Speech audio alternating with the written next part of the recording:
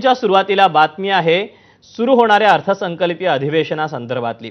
यंदाचं अर्थसंकल्पीय अधिवेशन विविध मुद्द्यांवरून गाजण्याची शक्यता आहे। मंत्रालयातील लाचखोरी प्रकरण, मुंढवा जमीन घोटाळा, लाडकी बहीण योजना यामुळे विरोधक सवाल उपस्थित करण्याच्या तयारीत आहेत। या अधिवेशनामध्ये अजित पवारांच्या अपघातासंदर्भातील चौकशीवरूनही विरोधक सवाल उपस्थित करण्याची दाट शक्यता आहे। या अर्थसंकल्पीय अधिवेशनात प्रत्येकालाच अजितदादांची उणीव भासणार आहे। दरम्यान अधिवेशनापूर्वी झालेल्या पत्रकार परिषदेतही उपमुख्यमंत्री सुनेत्रा पवारांसह मुख्यमंत्री एकनाथ शिंदे, उपमुख्यमंत्री एकनाथ शिंदेंनी दिवंगत उपमुख्यमंत्री अजित पवारांच्या आठवणींना उजाळा दिला। अजित पवारांनी आतापर्यंत 11 अर्थसंकल्प मांडले आणि या 12व्या अर्थसंकल्पाची त्यांनी तयारी देखील पूर्ण केली होती असं सुनेत्रा पवारांनी सांगितलं।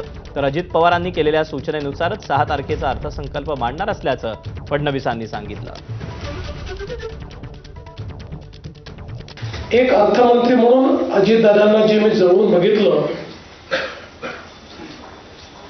कुठल्याही मुख्यमंत्र्यांना निर्धास्तपणे अर्थ खातं ज्या व्यक्तीला देता येईल असे अजितदादा होते। कारण अर्थव्यवस्थेची शिस्त ही ते सातत्याने पाळायचे। कधीही बेशिस्त कारभार ते चालवून घेत नव्हते। आदरणीय दादांनी राज्याच्या आर्थिक शिस्तीची आणि पारदर्शकतेची कधीही तडजोड केली नाही। विकास आणि शिस्त याचा समतोल राखत महाराष्ट्राला सक्षम आर्थिक दिशा देण्याचं काम त्यांनी केलं। मुख्यमंत्री देवेंद्रजी फडणवीस साहेबांच्या मार्गदर्शनाखाली आणि उपमुख्यमंत्री एकनाथ शिंदे साहेबांच्या साथीनं आदरणीय दादांच्या अर्थसंकल्पाची जोरदार सुरुवातही झाली होती। यंदाचा अर्थसंकल्प त्यांच्या कारकिर्दीतला 12वा अर्थसंकल्प ठरला असता मात्र नीतीच्या मनात काहीतरी वेगळंच होतं आणि अचानक आपल्याला सोडून ते गेले।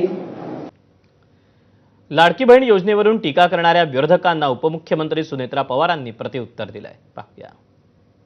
लाडक्या बहिणींमुळे आमचं राज्य कर्जबाजारी होते असं सांगतात। 9,32,000 कोटी रुपयाचं कर्ज राज्याच्या डोक्यावर आहे। आम्ही स्पष्टपणे सांगतो की आमच्या लाडक्या बहिणींच्या मुळे हे राज्य कर्जबाजारी होत नाहीये।